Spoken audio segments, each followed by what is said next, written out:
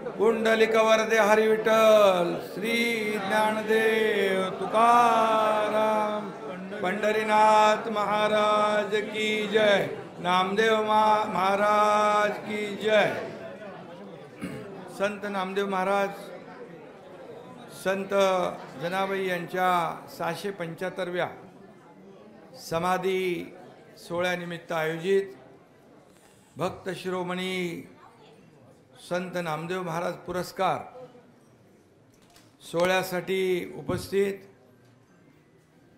गुरुवर्य चैतन्य महाराज देगलूरकर, निवृत्ती महाराज नामदास आणि इतर सर्व त्यांचे वंशज, राणा महाराज वास्कर, माणिक मोरे महाराज, प्रसाद महाराज अंमळनेरकर, राशीनकर महाराज, भैयासाहेब पाटील, कुरमुंडेकर महाराज, शिरोळकर महाराज, अक्षय महाराज, ज्ञानेश्वर महाराज नामदास, आमदार समाधान अवतडेजी, आमदार अभिजित आबा पाटील, शाजी बापू पाटील, जयवंत जगताप, महेश नाना, सर्व उपस्थित संत परंपरेतले आणि कोणाचं नाव राहिलंय पुष्कर महाराज, चौरे महाराज आणि नाही, आता ज्यांनी दिलं नाव त्यांची जबाबदारी आहे, माझी नाही।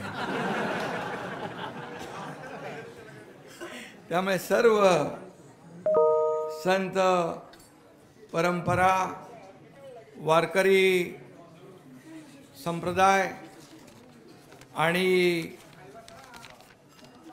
माझ्या लाडक्या बहिणी पण आहेत,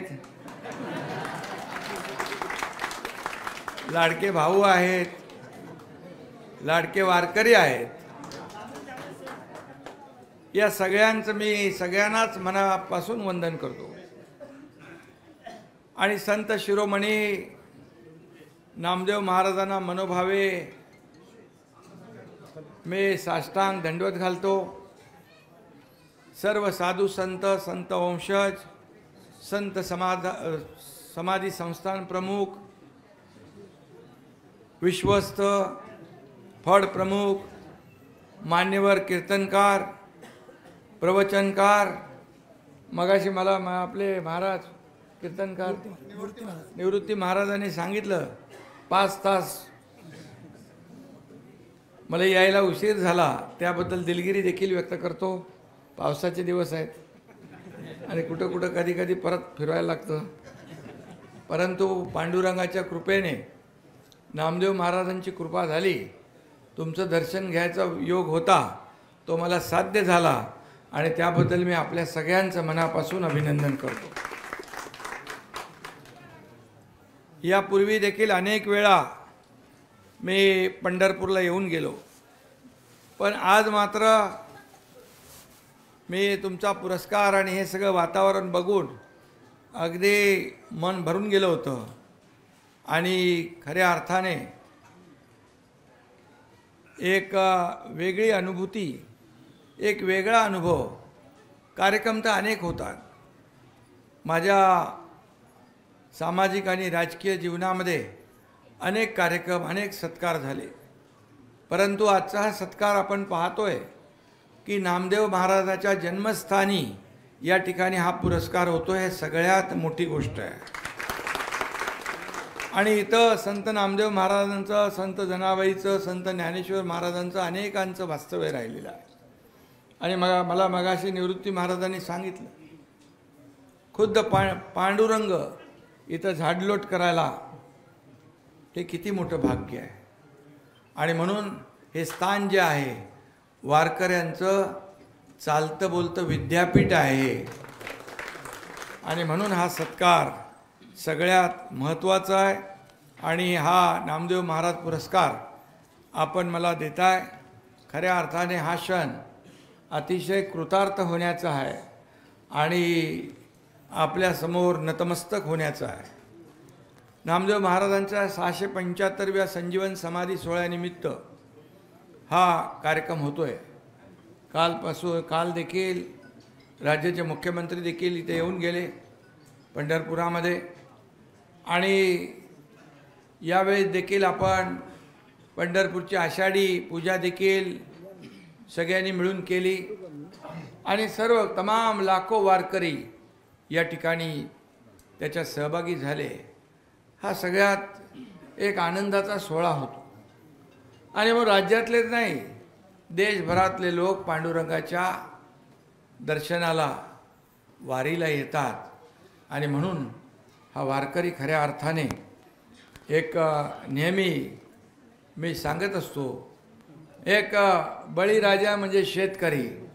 कुठेही गेलो तरी शेतकरी आणि वारकरी याच्या जीवनामध्ये सुखाचे समृद्धीचे आनंदाचे चांगले दिवस येऊ दे अशी भावना मी परमेश्वराकडे व्यक्त करत असतो आणि म्हणून आज या पुरस्काराला मी पात्र आहे की नाही माहीत नाही, परंतु हा पुरस्कार आपण मला दिलात खरं म्हणजे माझ्यासारखा भाग्यवान मीच आहे असं मला वाटतं आणि स्वतःच्याच भाग्याचा हेवा करणारा हा क्षण या ठिकाणी आज तुमच्या सर्व लोकांच्यामुळे मला प्राप्त झालेला आहे।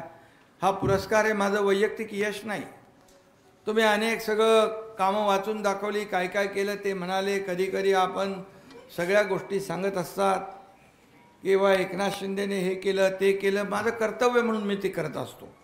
जी जबाबदारी मिळाली त्या जबाबदारीचं सोनं करणं हे प्रत्येक कार्यकर्त्याचं आणि प्रत्येक समाजसेवकाचं काम असतं आणि म्हणून मला काय मिळालं यापेक्षा मी समाजाला काय देणं लागतो ही भावना ठेवून आपण काम केलं पाहिजे आणि म्हणून हा पुरस्कार माझा वैयक्तिक नाही, हा माझ्या सर्व सहकाऱ्यांचा पुरस्कार आहे।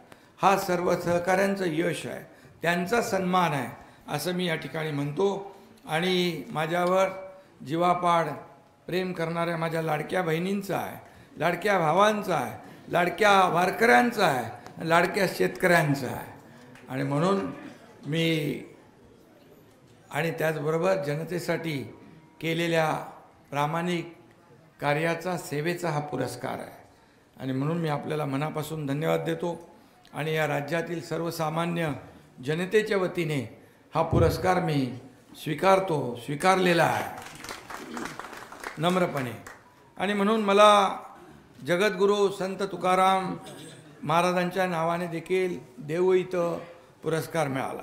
आज हा सन्मान इथं आज प्राप्त होतोय।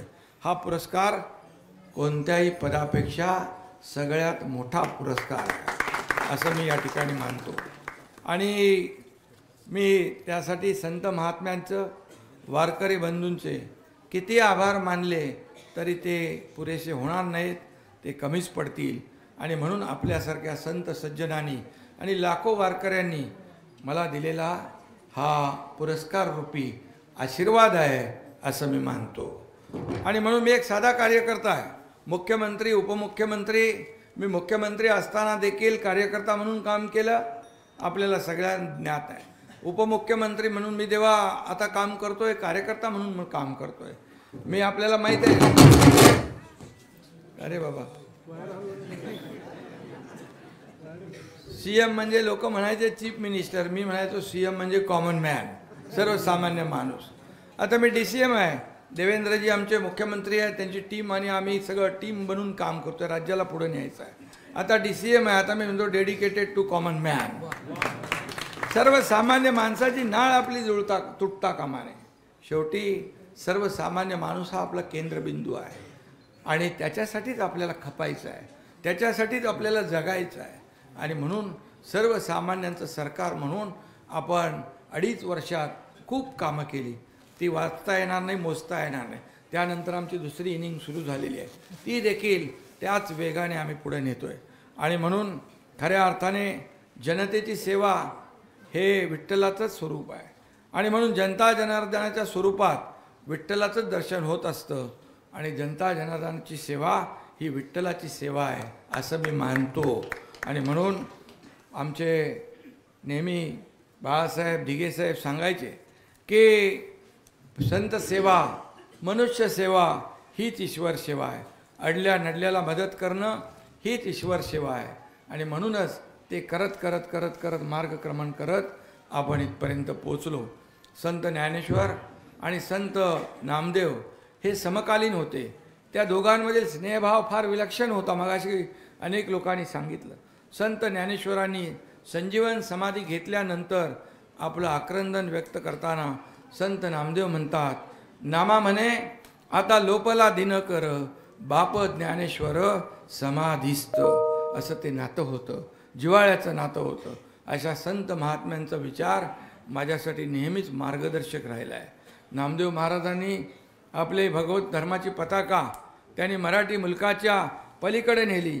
उत्तर प्रदेश, पंजाब, राजस्थान, कुठं कुठं सगळं संपूर्ण देशभर त्यांनी आपली भागवत धर्माची पताका नेली, तिथं रुजवली, वाढवली देखील. आणि म्हणून वारकऱ्यांना देशभर प्रतिष्ठा मिळवून देणारा हा संत होता. आणि म्हणूनच वारकरी हा केवळ संप्रदाय नाही, ती एक जीवनशैली आहे. आणि म्हणून श्री संत नामदेव केवळ महाराष्ट्राचे नव्हते, तर ते अखिल विश्वाचे होते. आणि म्हणून आजचा हा दिवस महत्त्वाचा आहे. ते जितके मराठी माणसांचे आहेत तितके ते शिखांचेही. पवित्र गुरु ग्रंथ साहिबमध्ये संत नामदेवांच्या रचना आहेत. आजही गुरुद्वारामध्ये शबद कीर्तन गायलं जातं. तेव्हा नामदेव महाराजांच्या 62 रचनाही भक्तिभावाने गायल्या जातात. त्यांना नामदेवजी की मुखबाणी म्हणून ओळखलं जातं. ब्रज भाषेतही त्यांनी रचना केल्या. आणि माय मराठी भाषेला संत नामदेवाने 2500 अभंगाचं लेणं दिलं. हे आपल्या संत साहित्यातले अलंकार राहिलेले आहेत. आणि म्हणून पुढच्या पिढ्यांवर देखील होणारे संस्कार आहेत. तुम्हा आम्हाला समजेल अशा सोप्या भाषेत, मराठी भाषेत अवघड असं तत्त्वज्ञान संत नामदेव महाराजांनी सहज सोपं करून दाखवलं. केवळ भक्तीचा नव्हे तर ज्ञानाचा प्रसार देखील संत नामदेव महाराजांनी केला, हे आपल्या सगळ्यांना ज्ञात आहे. आणि म्हणूनच आज आपण पाहतो या ठिकाणी त्यांची भूमिका जी होती, नाचू कीर्तनाचे रंगी, ज्ञानदीप लावू जगी, अशी त्यांची भूमिका होती. मला अतिशय समाधान वाटतं की मी मुख्यमंत्री असताना मराठी भाषेला अभिजात भाषेचा दर्जा मिळवून देण्यामध्ये माझा खारीचा वाटा होता. त्यावेळेस आमच्यासोबत देवेंद्रजी, अजितदादा सगळे होते. आणि या देशाचे प्रधानमंत्री नरेंद्र मोदीजींनी तात्काळ आपल्या मराठी भाषेला अभिजात भाषेचा दर्जा देण्याचा निर्णय घेतला. हा देखील एक मोठा विषय आहे. आणि माझी भाषा अभिजात ठरली कारण श्री संत नामदेव महाराजांच्या रचना मराठीत आहेत. तुकोबांच्या रचना, ज्ञानेश्वर माऊलीच्या रचना मराठी भाषेत आहेत. यांनीच भाषा अमृताने पैजा जिंकणारी केली. आणि म्हणून या ठिकाणी उपमुख्यमंत्री म्हणून काम करत असताना मला वाटतं नामदेव महाराजांच्या आणि इतर ज्या काही संत रचना आहेत त्या भारतात 14 भाषांमध्ये पोहोचवता आल्या तर फार मोठं काम होऊ शकतं. आणि त्यासाठी आपल्याला सगळ्यांना मिळून प्रयत्न करायला हवा. सरकार म्हणून जेवढं काही करता येईल ते नक्की आपण करू, अशी खात्री आणि शब्द आपल्याला या ठिकाणी देतो. आपल्या कीर्तन कलेमुळे प्रत्यक्ष पांडुरंगाला डोलायला लागायचं, अशी नामदेव महाराजांची कीर्ती होती. आणि अत्यंत निष्ठेने आणि तन्मयतेने त्यांनी वारकरी पंथाचा प्रसार केला. बहुजन समाजाच्या सुप्त आकांक्षा जागवल्या. त्यामुळेच वारकरी पंथ तळागाळापर्यंत पोहोचू शकला. तो सर्वसामान्य जनतेचा संप्रदाय झाला. साधू संतांच्या चरणांच्या धुळीचा स्पर्श व्हावा म्हणून पंढरपुरात विठ्ठल मंदिराच्या महाद्वारी पायरीचा दगड होण्यात त्यांनी धन्यता मानली. यापेक्षा काय महानता असू शकते. आणि म्हणून कुत्र्याने चपाती पळवली तर त्याला ती कोरडी खायला लागू नये म्हणून तुपाची वाटी घेऊन पळणारे त्याच्या मागं नामदेव महाराज आपण पाहिले. यापेक्षा दुसरी माणुसकी आणि भूतदया काय असू शकते, एवढंच मी आपल्याला सांगतो. आणि खरं म्हणजे हे सगळ्यांनी आचरणात आणलं पाहिजे, आचरणात आणलं पाहिजे. आमचंही असंच म्हणणं आहे.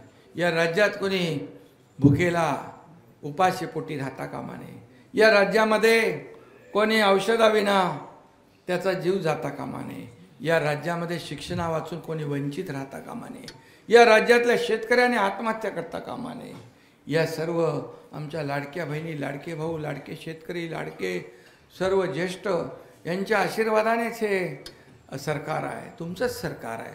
आणि त्यामुळे जे जे काय करायला लागेल ते करण्याचं काम आपण करू. संत नामदेवांनी देवाला केलेली विनंती कायम लक्षात ठेवायला पाहिजे. नामदेवांनी देवाला विनंती केली आहे की देवा मला सतत नम्र राहू दे, मला कधीही अहंकारी होऊ देऊ नको. अहंकार माझ्या मनाला शिवताही कामा नये. माणसात उर्मटपणा आला की तो कधी यशस्वी होत नाही. आपल्याला आयुष्यात मोठं व्हायचं असेल तर नम्र राहायला पाहिजे, नम्र व्हायला शिकलं पाहिजे. थोरांची चरित्र आपल्याला हेच शिकून जातात, ती आचरणात आपण आणली पाहिजे. ते दुःख बिक्क काही राहणार नाही, सगळे गुण्या गोविंदाने या ठिकाणी राहतील. आणि म्हणून श्री नामदेव महाराजांनी श्रीकृष्ण सुदामाची भेट अतिशय रसाळ पद्धतीने अभंगातून सांगितली आहे. ते म्हणतात, भक्षुनिया पोहे संतुष्ट जाहला, भक्षुनिया पोहे संतुष्ट जाहला, मग आनंदला नारायण, विश्वकर्म्या लागी तेव्हा आज्ञा केली, क्षणात रचली सुदामपुरी. हे उदाहरण आपल्याला मुठभर पोह्यांच्या बदल्यात नारायणानं आपल्या सख्या सवंगड्याला अवघी सुदामपुरी उभी करून दिली. हे केवढं मोठं उदाहरण आहे. आणि म्हणून माझी देखील अशीच अवस्था आहे. मी काही छोटी मोठी सेवा केली असेल पांडुरंगाची, वारकऱ्यांची, पण कितीतरी पटीनं परतफेड तुम्ही मोठ्या पद्धतीने केली. यासाठी तुम्हाला धन्यवाद द्यावे तेवढे थोडे आहेत. मी तुमचे आभार कुठल्या शब्दात मानू हे मला सांगता येणं शक्य नाही. आणि म्हणून संत वंशज नामदेव महाराजांचे आणि नामदेव महाराजांचे वंशज आहेत. वारकरी संप्रदायाचा देखील मी या ठिकाणी आजन्म ऋणी राहीन, एवढंच मी यासाठी सांगतो. सर्वसामान्य शेतकऱ्याच्या घरात जन्मलेला मी एक शेतकरी कुटुंबातला मुलगा आहे. आणि म्हणून मी मगाशी सांगितलं, काही झालं तरी मी कार्यकर्ता म्हणूनच आहे आणि म्हणून कार्यकर्ता म्हणूनच काम करणार आहे. लाडक्या बहिणींचा लाडका भाऊ,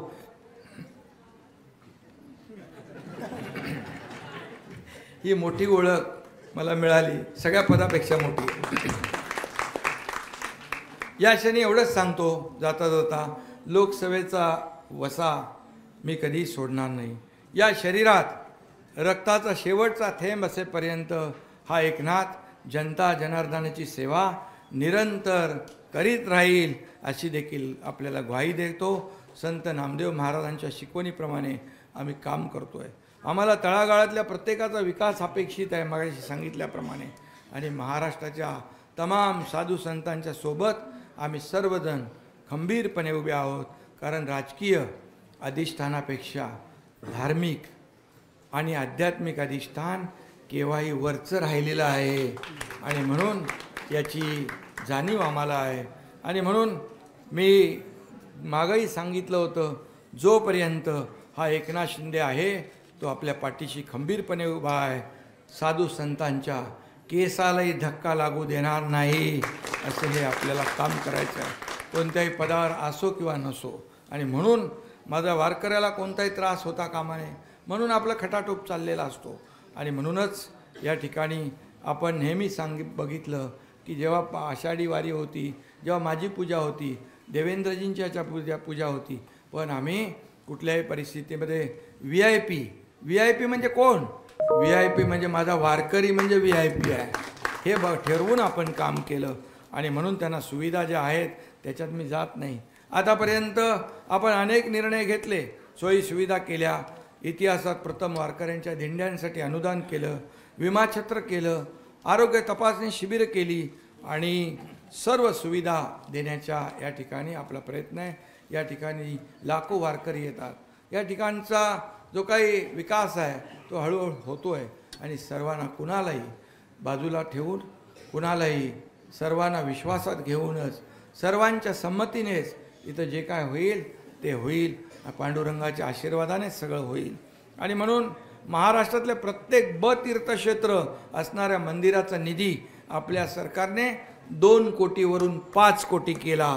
कारण मंदिर हेच संस्काराचं मुख्य केंद्र आहे. तिथून संस्कार, आचार, विचार देण्याचं काम होतं. आपल्या श्रद्धास्थान गोमातेला देखील आपल्या सरकारने राज्यमातेचा दर्जा दिला, हे देखील मी या ठिकाणी सांगतो. आणि महाराष्ट्र हे आपलं पहिलं राज्य आहे.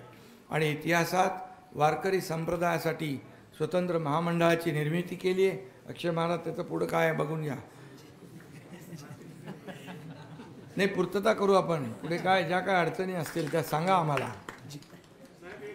आणि म्हणून सगळ्या अडचणी एक कशाला सांगताय?